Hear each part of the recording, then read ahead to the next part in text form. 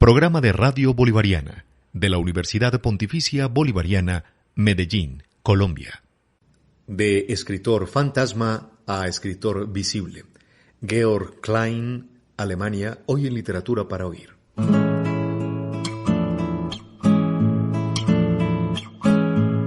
Georg Klein es un escritor alemán contemporáneo, nacido en Augsburg en 1953. Su esposa, Catherine de Vries, es también escritora.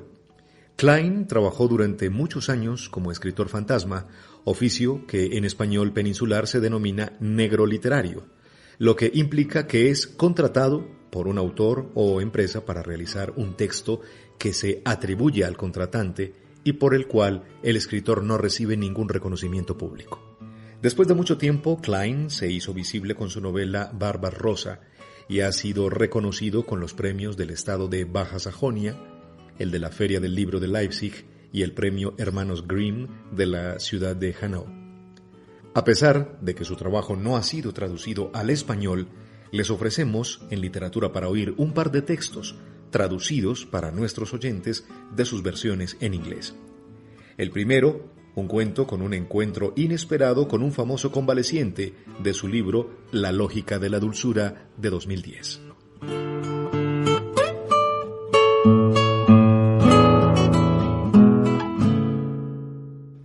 El cuento del enano, traductora del alemán al inglés Imogen Taylor.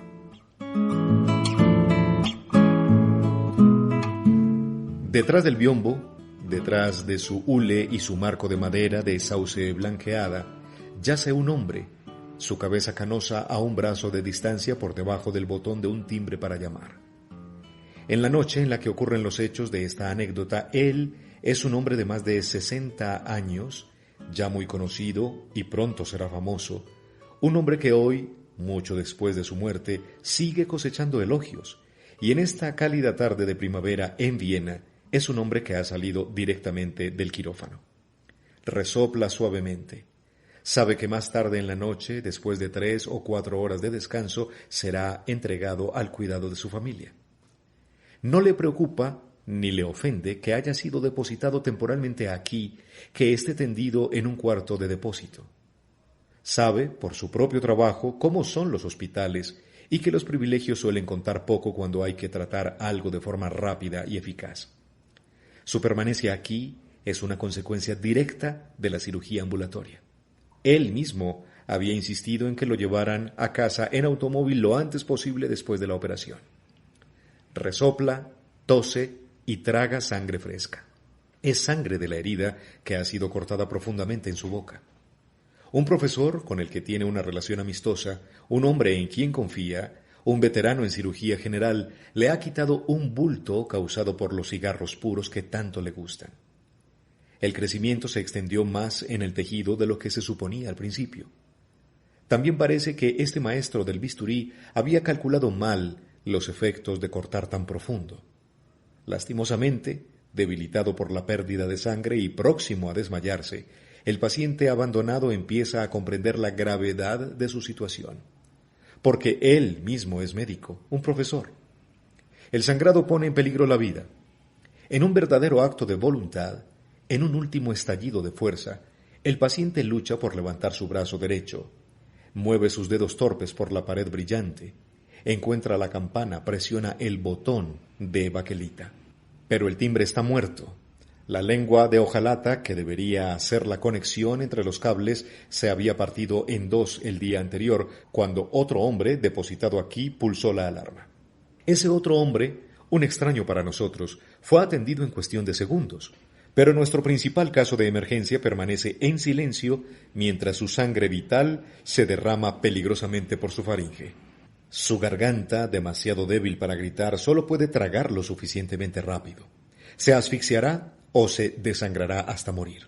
En vano, el mareado Herr Doctor, el antiguo médico que desertó hace mucho tiempo para dedicarse a una ciencia de su propia invención, intenta sentarse y luego también en vano darse la vuelta. Los músculos necesarios ya están comenzando a fallar. Solo sus ojos todavía vagan obedientemente por el techo oscuro y bajan a la pantalla donde ven a Jodie mirando por el borde del hule. Jodie está babeando. Como siempre, Jodie está babeando. El pequeño Jodie babea, no puede evitarlo, y no solo un poco. Jodie se rasca la cabeza grande y meticulosamente afeitada porque le gusta. Deja que el hilo de saliva se alargue y mira y escucha. La sangre borbotea en el paladar del médico. ¿Quién sabe lo que está pensando Jodie? Por desgracia, todo lo que podemos esperar saber hoy es esto. Jodie, de pequeña estatura y pecho estrecho, ha estado íntimamente relacionada con los entresijos de la ciencia moderna y su trato con el cuerpo. Nunca, en los 33 años de su vida, salió del Hospital General de Viena. Las monjas tomaron al infante Jodie bajo su cuidado cuando su madre, una bailarina de la cuerda floja húngara excepcionalmente elegante, apenas más grande que sus colegas del reino de Lilliput, fue allí y murió en el momento de su nacimiento. El profesor, tragando su propia sangre, nuestro psicólogo vienés, amordazado, reconoce de inmediato, por supuesto, a qué tipo de enanismo se enfrenta. Piensa en la imbecilidad. Piensa en cretinismo. Piensa bajo una especie de compulsión en una idiotez desesperada y en un balbuceo estúpido e inarticulado, y al mismo tiempo piensa en el modo de pensar de la pequeña mente que aquí, en este cuarto de depósito, aguanta la respiración en sincronía con él, como si estuviera a punto de hacer de una pesadilla una broma exquisita.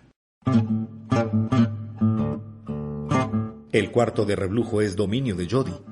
Aquí, detrás de una de las mamparas, en medio de un revoltijo de cosas raras, Jodie, de miembros delicados y cabeza de cerdo, ha tenido su pequeña cama desde que aprendió a vestirse y desvestirse él mismo. Aquí está la silla donde Jodie cuelga su camisa y pantalones.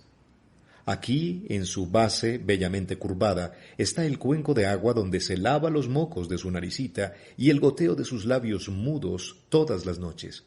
Aquí, después de ayudar arriba y abajo del pasillo, ansioso como un niño e incansablemente ocupado, con la limpieza, el orden y la cama, Jodie duerme y sueña sus propios sueños. ¿Quién sabe lo que está pensando Jodie? Los pensamientos del anciano dan vueltas y vueltas en círculos sin aliento y vuelve a pensar en el timbre y en la burla particular que su rotura está haciendo de él y de su joven ciencia, cuando de repente la mano izquierda de Jodie se abre camino en el cabello empapado de sudor, la mano derecha se desliza por debajo de un brazo y agarra una camisa mojada y, la saliva saliendo de la boca de Jodie, sus 10 dedos tiran de la cabeza y el torso poniéndolos en una posición lateral. Salvado, el perceptor, el intérprete, el fundador de un culto perdurable, vomita sangre por el borde de la cama sobre el piso linóleo del trastero. Salpica, salpica tan gloriosamente fuerte que todos lo escuchamos. Y luego nuestro Jodie se apresura. Corre directamente a buscar ayuda, la espuma sale volando de su boca en un hermoso arco alto mientras corre. Jodie corre por el pasillo. En cualquier segundo, él tirará de la manga de una de sus enfermeras con cofias blancas y como ella no entenderá lo que está tratando de decirle, él la arrastrará al cuarto tomándola de la manga rígidamente almidonada y se quedará con ella en el charco pegajoso frente al hombre que ahora está feliz y despreocupadamente inconsciente. Herr Dr. Sigmund Freud fue rescatado. Se sometió a varias operaciones posteriores en el paladar y la mandíbula y vivió, con varias prótesis en la boca y la garganta y chupando cigarros puros interminables durante otra década y media, durante la cual sus obras pudieron prosperar y prosperar. Mientras esas obras siembren la verdad, nuestro pequeño Jodie correrá, sus pequeñas piernas torcidas se tambalearán, el suave cuero gastado de sus suelas tamborileará sobre la piedra, el parqué y el linóleo, y este largo hilo de saliva de Jodie dejará su estela burbujeante sobre cada frase del cuento de este enano.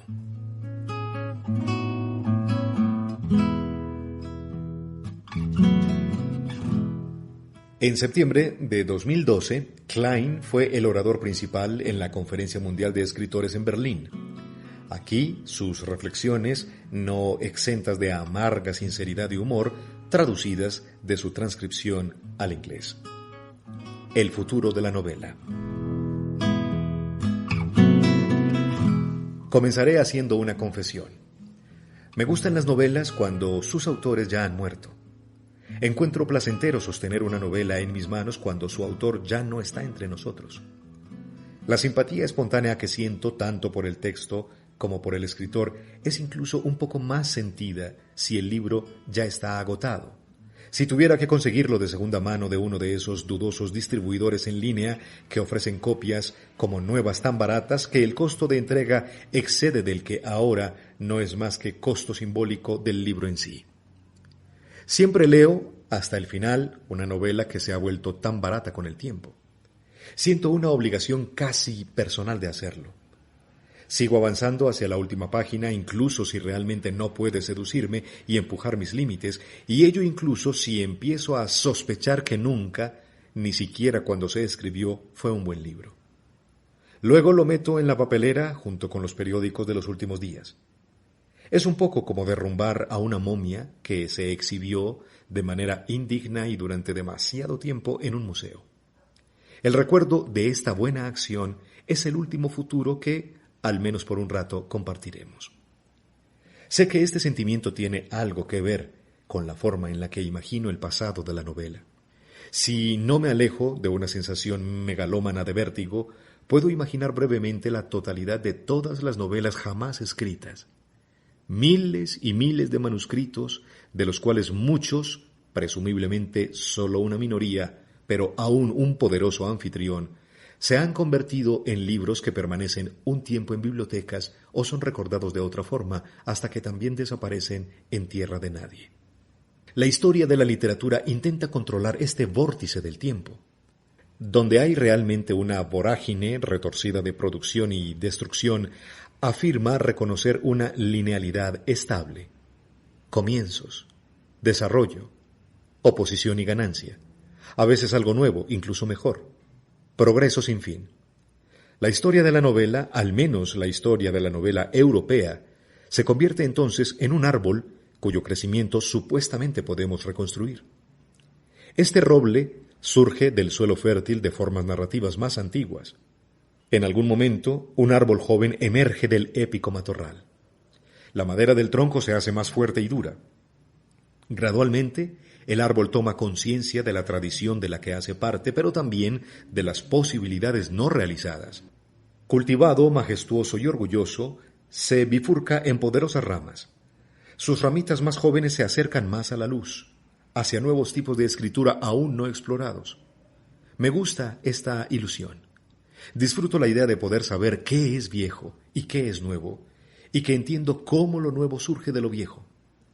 Como todo control ilusorio del tiempo, puede ayudarnos a seguir adelante si nos sometemos a él en el momento adecuado. Pero también está la posibilidad de hacerlo en el momento fatalmente equivocado. Recuerdo a una joven autora hablándome de su colisión con la historia de la novela. Había escrito su primera obra en prosa, un delgado volumen autobiográfico con el más fino entusiasmo de la ingenua creatividad. Antes de abordar una novela adecuada, simplemente quería ver lo que se había escrito hasta ahora. Pidió ayuda a lectores experimentados y elaboró una lista. Nada más que una selección de, supuestamente, las novelas en lengua alemana más importantes del siglo XX, 20 o 30 títulos. Comenzó en orden cronológico.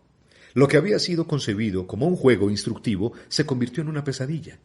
Había entrado en el bosque de la literatura para recoger unos hongos finos para su canasta, pero se vio obligada a darse cuenta de que un rizoma de hongo gigante corría por la suave arboleda de un extremo al otro. Una red de fibras muertas, pero también de húmedas fibras vivas. No todo lo que se esforzaba por salir hacia la luz estaba en buenas condiciones. Mucho estaba carcomido por los gusanos. Había mucha vegetación rancia y fea y, sobre todo, demasiada belleza encandilante. En la joven escritora, sin embargo, el excedente emocional del anhelo, la anticipación y el miedo, el atrapasueños de muchos brazos, que había sido su futura novela, se redujo al desaliento y la resignación. ¡Qué lástima! Con un poco de suerte, las cosas podrían haber sido diferentes. De la experiencia de aterradora grandeza, llegó a la fatal conclusión de que todo lo que había dentro de ella, lo que la impulsaba a escribir una novela, era vergonzosamente pequeño. El impacto de la grandeza le impidió lograr lo que los lectores experimentados logran espontáneamente una y otra vez: la fusión del propio sistema creativo con la estructura del texto, la magnífica identificación de una conciencia lectora con el mundo imaginado de la novela, el vuelo a una maravillosa y vasta extensión. Eso podría llamarse escapismo, y hay metáforas espaciales que se sugieren para describir la experiencia. Pero también alguien que se escapa dentro de una novela también está escapando de un momento determinado. Todo lector habitual, tanto el adicto al género como el amante de los juegos sutiles del lenguaje, percibe y disfruta el hecho de escapar de ese tiempo que constantemente se le presenta como si fuera el realmente importante y decisivo. Este formato de tiempo engañosamente dominante podría quizás llamarse tiempo pequeño, en contraste con la gran experiencia del tiempo en la novela. Este tiempo pequeño tiene algo que ver con nuestra vida cotidiana, y sus defensores dogmáticos sostienen que lidiar con la vida cotidiana evita que desperdiciemos nuestras siempre escasas horas leyendo y mucho menos escribiendo novelas. Un viejo y raído reproche. Pero, ¿quién puede sentirse tan seguro de sí mismo a este respecto? Hace unas semanas estaba hablando por teléfono con un autor de unos 40 años de su última novela que estaba a punto de aparecer. Pensé que nuestra conversación iba a ser sobre este feliz evento próximo, cuando de repente me preguntó qué tipo de seguro de atención médica tenía. En ese momento se sentía atormentado por la idea de que en el futuro, en 30 o 35 años, podría estar a merced de las dolencias de la vejez sin el apoyo adecuado. Su hijo se encontraría entonces en la situación terriblemente incómoda de tener que cuidar de un escritor pobre e inválido, el que tal vez incluso sufriría de demencia. Unos días después comencé a leer su nueva novela. Ya no puedo decir cuántas páginas me tomó leer antes de que me olvidara de la cobertura del seguro de atención médica, pero fueron bastantes. En el camino, inusualmente difícil, hacia la promesa de tiempo de la novela, sentí que lo que impedía mi inmersión en ella era una especie de futuro. No es la presencia de la vida cotidiana, sus exigencias y deberes, lo que se interpone en el camino de experimentar una novela. Todo lo contrario. Todo lector auténtico conoce el placer especial que supone escapar al tiempo de la novela en medio de la vida cotidiana, en medio del presente automáticamente prolongado de los quehaceres de cumplir los deberes. No es el presente, sino un tipo particular de futuro, con su sentimiento de aprensión, de una ansiedad específica, incluso de cobardía, me parecen el enemigo temporal de la novela. Por eso, no creo en aquellas personas que dicen que lamentablemente no tienen tiempo para leer novelas, mucho menos para escribirlas, aunque en realidad se sienten fuertemente atraídas por hacer una u otra o ambas cosas. Por un sentido equivocado de consideración, no les digo, es solo tu pequeño futuro lo que te impide dedicarte al gran momento de la novela. El hecho de que no te permitas ir más allá de tus propios límites es una gran lástima, porque es precisamente la experiencia de la novela la que podría ayudar a evitar que tu alma se agriete por un futuro demasiado pequeño. Hace 4 años, el editor literario de un periódico me preguntó si me gustaría contribuir a una serie en las páginas de arte de la publicación. Su título era El futuro del ayer. Se suponía que los textos breves, parecidos a ensayos, debatían sobre novelas utópicas de los últimos 300 años.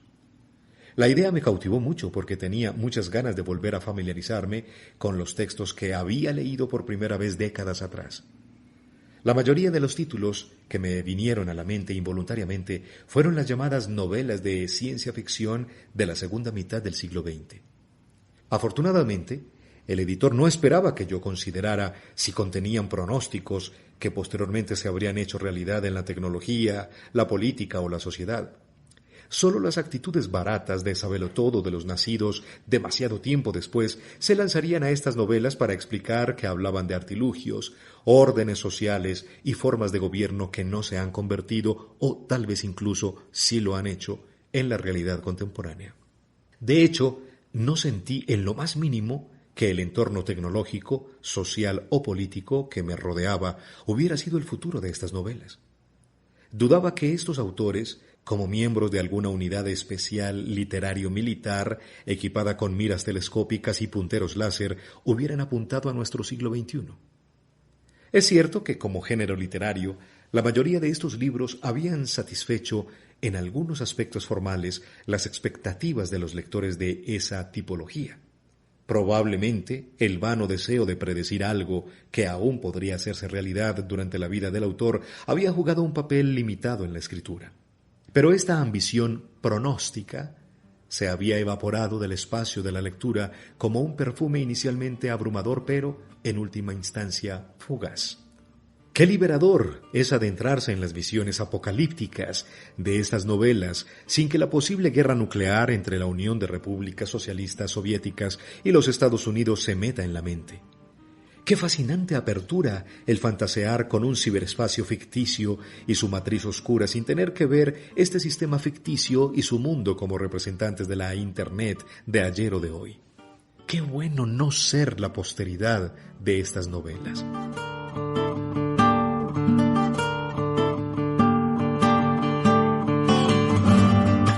Liberados de todas las expectativas pronósticas futuristas, me pareció que esas novelas habían ganado en alcance.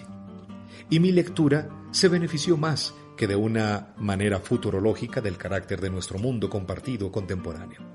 Si no me estoy engañando a mí mismo, entonces en las últimas décadas una cierta presión de expectativas existente antes ha disminuido mucho.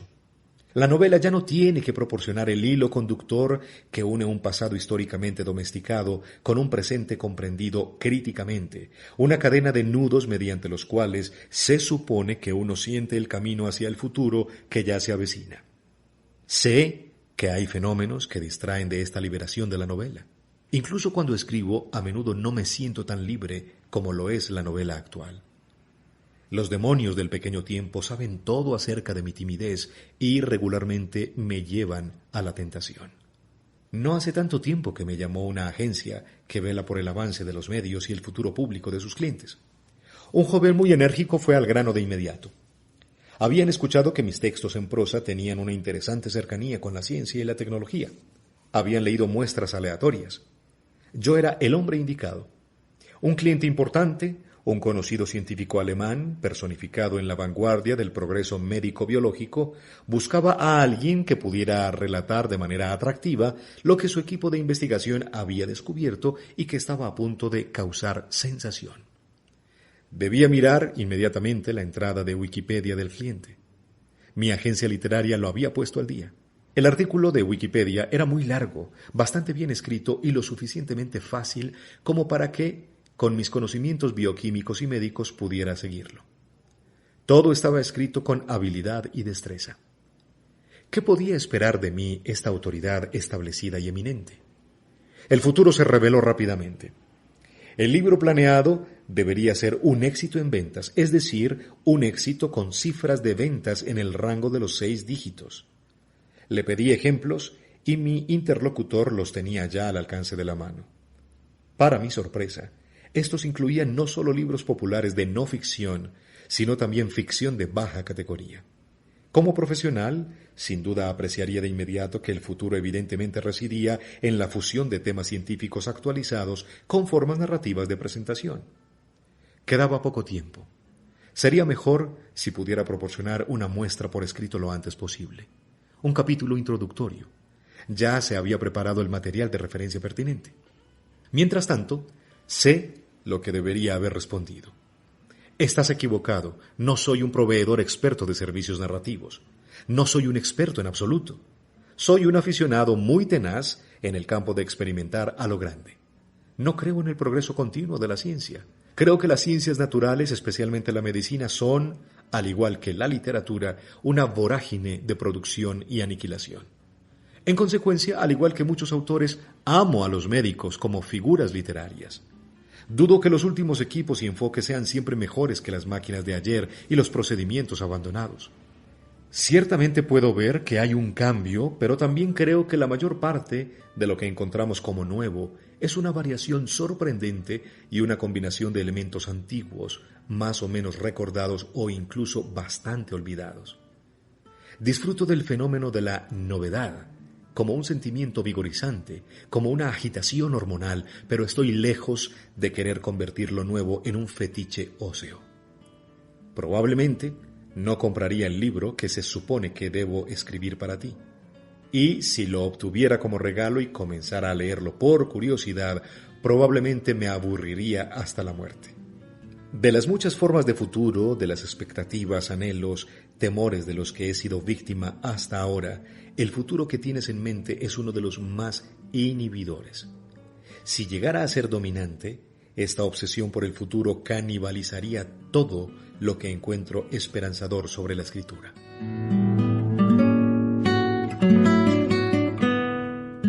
Por supuesto que no le dije nada de eso, ya que no es frecuente que haga grandes declaraciones por teléfono. Simplemente dije, lo siento mucho, muchas gracias por pensar en mí, pero el alcance imaginario de una posible novela ha comenzado a absorberme. Se llamará El futuro de Marte, pero no tiene casi nada que ver con eso que imaginas como el futuro cercano de la ciencia y la ficción. Simplemente tenemos un pequeño problema de tiempo aquí, un problema de tiempo entre contemporáneos. Pero ciertamente puedes volver a llamarme en 1 año o en 2 años y medio.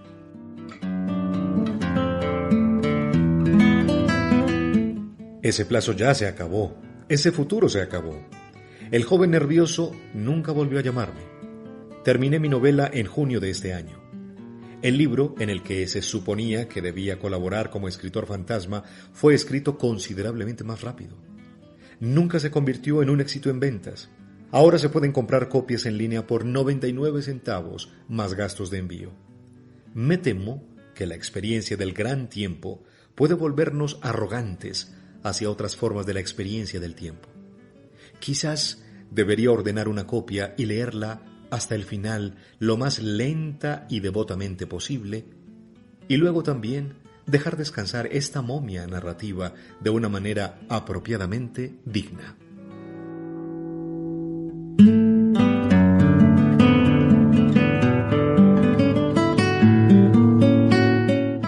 Hoy en Literatura para Oír, de escritor fantasma a escritor visible, el alemán Georg Klein.